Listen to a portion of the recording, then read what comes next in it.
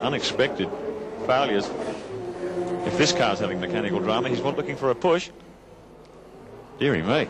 Well, the crew have gone running down pit lane to try and get him up into position.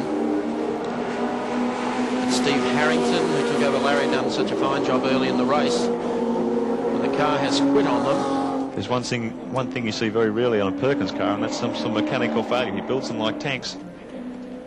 And here comes the crew pushing it. They've got a fairly long push, about 150 metres back to the Perkins pit bay. Well, that is a real surprise. Perkins so consistent, did so well at Sandown. The car was in the 14s in the top 10 shootout, and now obviously bereft of power. Here we are, another drama.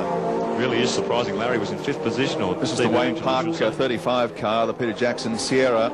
He's given the wall a severe clout. He was lucky to get back. So there'll be all sorts of damage under their brake ducts. You can see the brake duct there damaged, front spoiler, all sorts of stuff. Back at Larry Perkins' pit. Very busy time, Richard Hay. Certainly is. They're not absolutely sure what the problem is. I tell you, it's mayhem down here in pit lane. The rain is pouring down. Perkins' car was being pushed up the pit lane while the Wayne Park Sierra was coming in, which has been involved in an incident. They've got the car fired up again now. It looks like it might well be some sort of a fuel pump problem. So they've got the boot up. But it's definitely electrical. I heard Mark earlier on saying it's fairly rare that you get a mechanical problem with a Perkins car. I'm sure that this is electrical. What a pleasant afternoon, hurtling around here with a turbocharged 4 Sierra and trying to keep the thing on the island. We've got a spin, I believe, Michael. Yep, have a look at that on replay. And that, of course, Kevin Waldock. Is Kevin Waldock and the playscape, but not place safe. You won't escape that. Yeah, that's not bad, actually. Well, Kevin, great four-wheel drive. In fact, he's kept the boot into it. Has he done that? He's absolutely... Oh, and got out. That's a genius effort. Well, and he gets the wave. The playscape Ampol Sierra that John Hewson is masterminding the pit stops. Bit of off-road ability. Now, JB. Bow is going very, very slowly on this lap.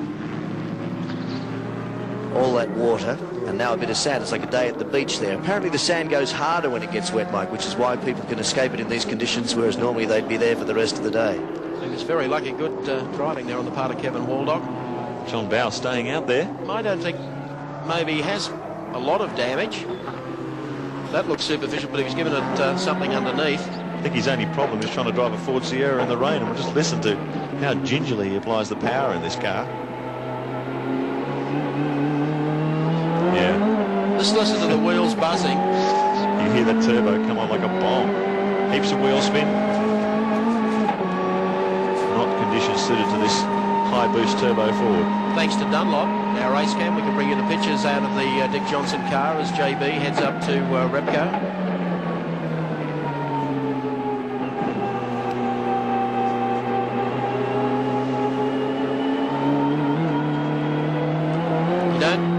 Appreciate the conditions that the drivers are facing here today.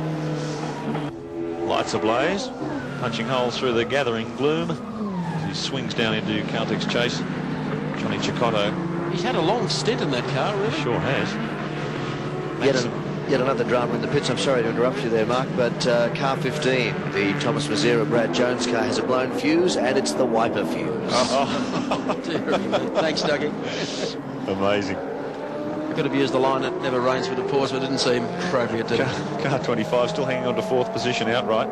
They were drying the electrics in the Moffat car, hopefully trying to cure a mess that they thought it was that simple. Meantime, Johnny Cicotto of Venezuela. Gee, he's broken that loose. Listen to that rev as it heads up the hill. Tony Longhurst is yet to actually put his backside in the B&H car today. And look at that. Now that will give you some idea of the fog on top of Mount Panorama. As you said earlier, Wilco, a cloud has descended on top of it. Sure has. Vision down, minimal levels. Now, these are appalling conditions to be behind the wheel in any circumstances, let alone in a motor race like this. Just look at the way Klaus Neesfitz is fighting this Sierra. Every time he gets on the power, the back wants to break away. You see the difficulty for these guys seeing out the back of their car and the front of the car. Look at the damage there on the GIO, quite a severe hit in the door. And if it's difficult to look at it on television, you can imagine it's doubly difficult inside the cockpit of a touring car. Peter Brock wasn't planning on a pit stop. In the next lap or so, he might have to come in for one in the mobile Commodore, car number 05. We'll show you an incident that happened at Mazda Forest Elbow. Car 18 as well having a problem. That's the Greek Crick, Terry Shield. And they were able to be missed by the second of the mobile Commodores. We'll show you that as soon as we have the incident. But here's what happened.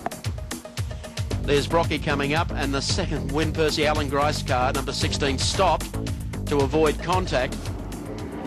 How close was that? I think that Alan Grice should have a word with him. He might be elected to Parliament, but he's not elected the most popular driver on the racing track, I can tell you. There's a train of cars with, I think, Brad Jones in front, Larry Perkins and myself all trying to get past Brad Jones. Grice came along and tapped me coming into the corner, spun me around. And then, to make matters worse, to add insult to injury, he put it in first gear ground was split off. It's been a pretty awful weekend for you so far, and the conditions aren't helping either. No, but I mean, in those situations, you drive with some grey matter. Oh, that's the... We've had a big accident, the Marathon Foods Commodore. And the other, it's the second Caltex car. Yeah, Caltex car 7. The pace car is onto the circuit. And that's been quite a high-speed shunt between these two cars. Caltex 7 driven by Peter Hopwood and Terry Bosenjack. Not much of the boot left there. I hope he didn't have his golf clubs in. Fire marshals dousing the fuel cell at the rear of the car. Car 7's the car that Cullen Bond campaigned this year in the touring car title. Look at the Every corner of the car has been banged up. That's been a monster shunt.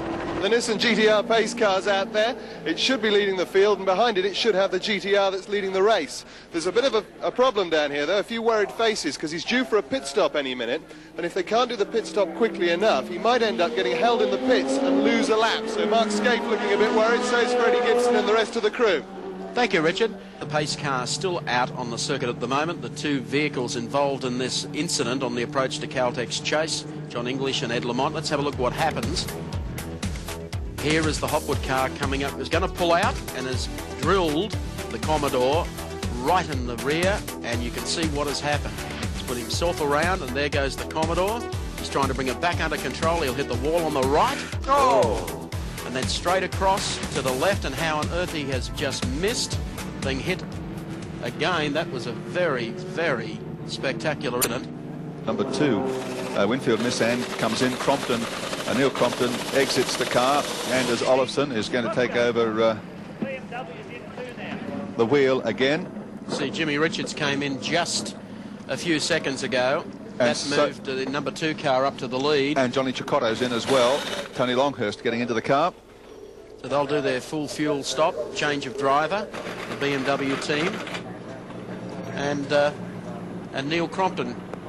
Good on Cromley. You can actually tell everyone now he led the great race. Sure did. Don't think he